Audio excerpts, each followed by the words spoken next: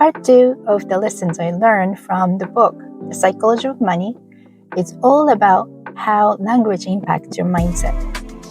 I'm going to show you how intentional use of language can shift your perception of the world and ultimately your action.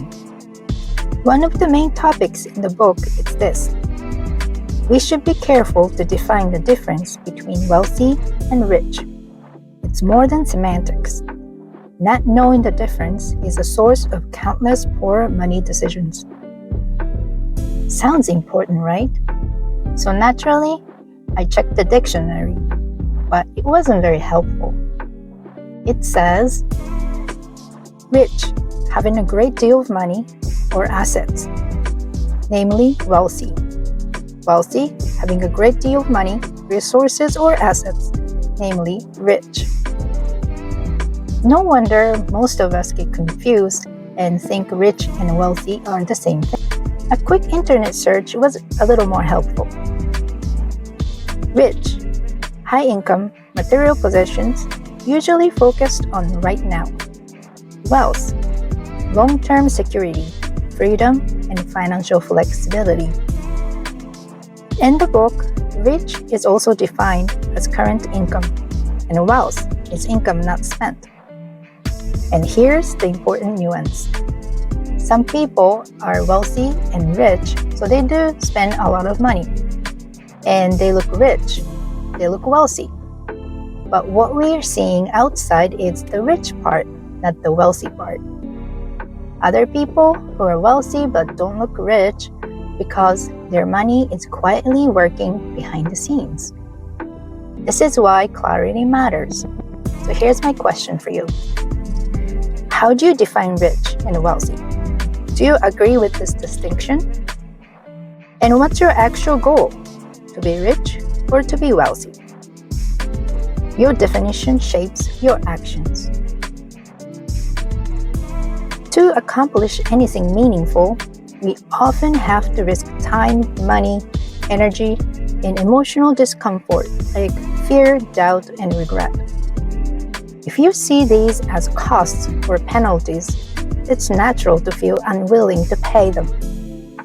They feel heavy, like something is being taken away from you. So, you may stop taking actions. Now, let's shift the language.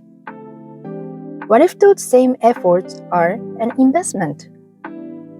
Now they feel purposeful, like energy well spent. Something you want to see through because you planted a seed and you want to see the harvest. Same situations, different language, different action. Speaking of investments, let's talk about sunk costs. You invested your time, money, energy, and emotion, but unfortunately, things didn't go as you planned. Then that voice comes up to you. I can't walk away now. I've spent so much. That's the sunk cost trap. The investment that once felt good now feels like a trap, filled with fear of change, attachment to your old identity, or the comfort of what's familiar, even when you know it's not working. Let's shift the language again. Instead of saying, this investment failed, try, what I invested has already served me. Now I'm free to choose differently. You did gain something. Experience, skills, clarity, all these matter. This is your harvest. And that wisdom is never wasted. Then there's that moment when things didn't go as you planned, not because of your skills or effort, but because of the timing. You might want to say, I failed, but let's shift that language. You could say, the timing wasn't right. I'm learning what to adjust.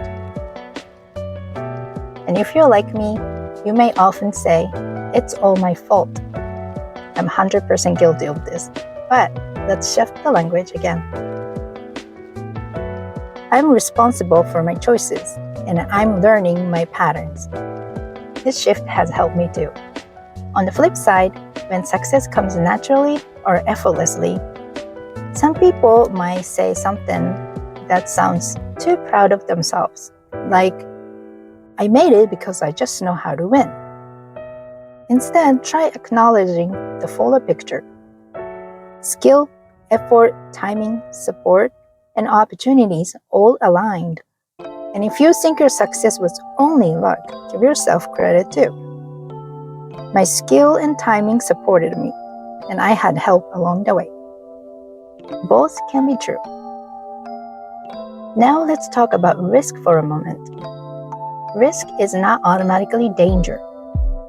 I like the saying, there's no risky investment, only risky people, meaning people who move without understanding what they're getting into.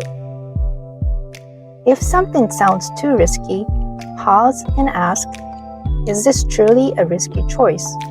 Or is it simply unfamiliar? Do your research, talk to your mentor, ask someone who's done something similar. You might find it is not as risky as you thought, or you could actually confirm that it is risky. Either way, you will avoid making decisions based on fear or fear of missing out.